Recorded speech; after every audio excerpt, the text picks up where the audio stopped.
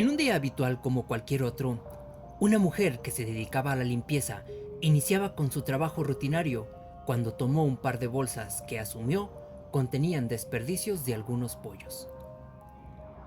Al mover estas bolsas, se percató de que aquello realmente contenía restos humanos que más adelante se enterarían eran los restos de un hombre que rentaba en aquel lugar y quien había sido descuartizado por su propia esposa.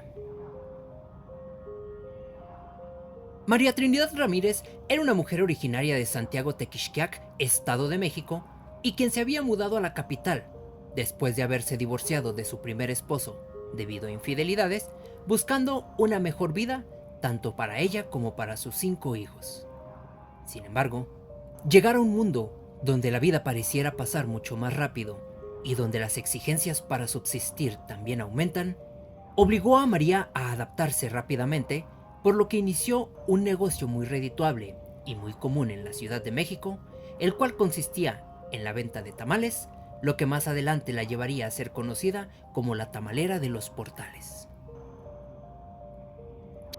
Ya situada en la Ciudad de México, María conoció a un hombre llamado Pablo, quien era el peluquero de sus hijos, y con quien comenzó a entablar una relación laboral, puesto que María solía lavarle su ropa y plancharle su uniforme. Sin embargo,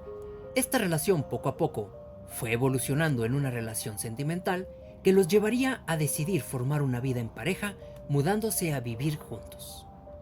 No obstante, poco sabría María que aquella vida que parecía un sueño se convertiría en una pesadilla con el paso de los meses, puesto que Pablo comenzó a ser demasiado controlador, tanto con María como con sus hijos, e incluso con el mismo dinero que ésta obtenía de sus tamales, dado que en determinado punto, Pablo abandonó su trabajo de peluquero para quedarse en casa acostado todo el día y aprovechando cada que María salía a vender para robarle el dinero y utilizarlo en sus apuestas de eventos deportivos. El abuso por parte de Pablo no se limitaría únicamente al aspecto económico, sino que también escalaría en insultos contra María, a quien le indicaría que era una inútil que no servía para nada, haciendo burlas de su aspecto físico e incluso señalando que entendía a la perfección el por qué su esposo la había engañado en su propia casa.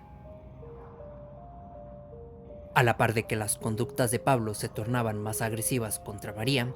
también comenzaba a insultar y a golpear a sus hijos, a burlarse de estos por ser hijos de una inútil e incluso, en algunas ocasiones, solía dejarlos sin comer, señalando que no tenían derecho a un plato de comida si estos no trabajaban para ganárselo. Pablo llevaría a cabo estos abusos y conductas agresivas durante un par de años, hasta que el 17 de julio de 1971, María llegaría a su casa, después de haber terminado su venta de tamales, como comúnmente solía hacerlo. Al llegar, Pablo se encontraba enormemente enojado, puesto que los 3 niños más pequeños habían ensuciado su ropa, situación por la que éste había decidido golpearlos brutalmente, dejándolos marcados del cuerpo y los había mandado a dormir sin cenar. Al escuchar esto, María rompió en ira, puesto que no era la primera vez que éste golpeaba a sus hijos, y comenzó a reclamarle y a discutir con él, a lo que Pablo le respondió que ya estaba harto, tanto de ella como de sus hijos, y que se iría a vivir con otra mujer. Esta situación los llevó a escalar la discusión y la pelea, la cual terminó sin más, puesto que Pablo era un hombre muy alto y fornido, por lo que María simplemente decidió tragarse su ira, al menos momentáneamente. Una vez que hubo caída la noche y que Pablo se quedó profundamente dormido, María salió de la habitación procurando hacer el mínimo ruido posible, y cuando regresó tenía con ella un bat de béisbol con el que golpeó a Pablo fuertemente en la cabeza. María declaró haber escuchado cómo se quejaba sin poder moverse, por lo que le dio un segundo golpe, mismo que lo hizo quedarse inconsciente. Sin embargo, para asegurarse de que éste perdiera la vida, decidió darle un golpe más, liberando en cada golpe los años de abusos, gritos e insultos que tanto ella como sus hijos habían sufrido. Una vez que Pablo yacía inconsciente, María intentó deshacerse del cuerpo escondiéndolo en el costal en el que guardaba las hojas para los tamales. Sin embargo, el tamaño de Pablo imposibilitó esta acción, por lo que tomó un hacha, una cegueta y comenzó a desmembrarlo. Posteriormente, intentó volver a meter el cuerpo al costal sin tener éxito alguno. En esta ocasión, sería la cabeza de Pablo la que le impediría llevar a cabo aquel acto, por lo que también optó por cercenarla. Una vez que culminó de transformar el cuerpo de aquel hombre únicamente en un torso, logró finalmente introducirlo en el costal, mismo que decidió coser para evitar que éste se abriera.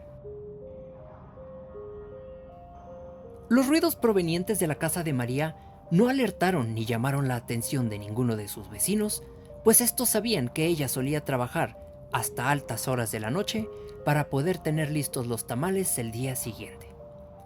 De esta forma, no sería sino hasta en la mañana que la mujer que se dedicaba a la limpieza movió los costales y al notar sangre en estos, intuyó que se podían tratar de pollos muertos y desperdicios.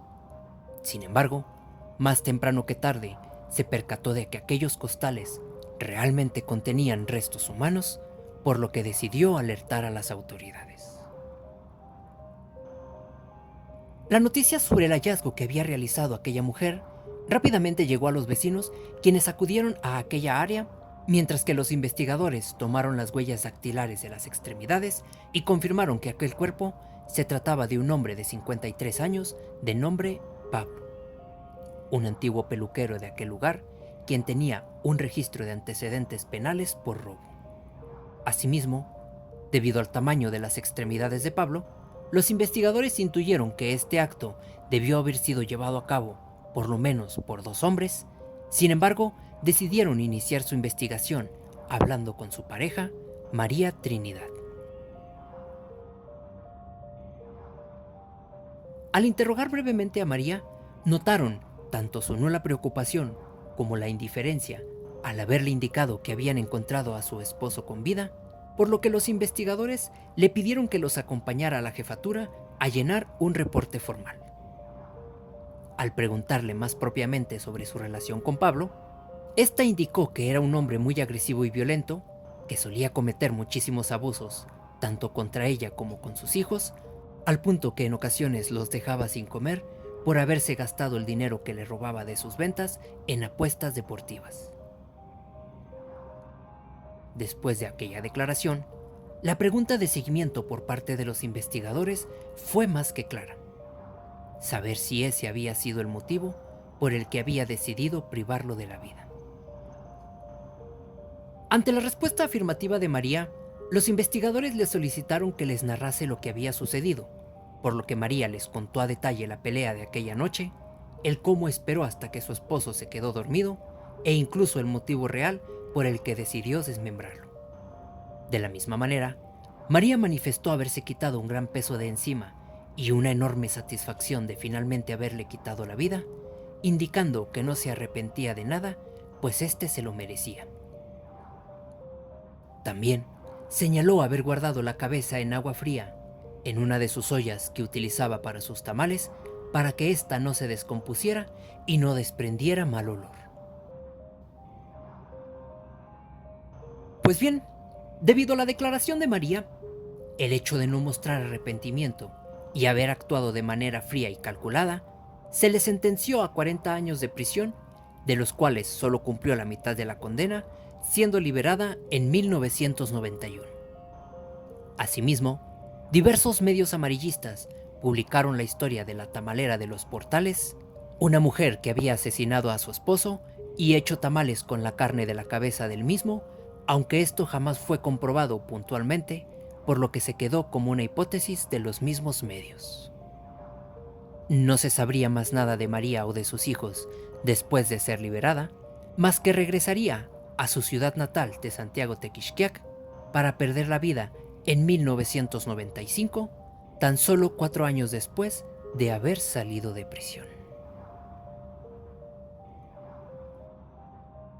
Como dato curioso, un grupo de rock mexicano llamado Víctimas del Dr. Cerebro compuso una canción llamada La Tamalera en honor a este caso. Asimismo, el director de cine mexicano Juan López Moctezuma dirigió una película llamada El alimento del miedo, basada en la historia de la misma.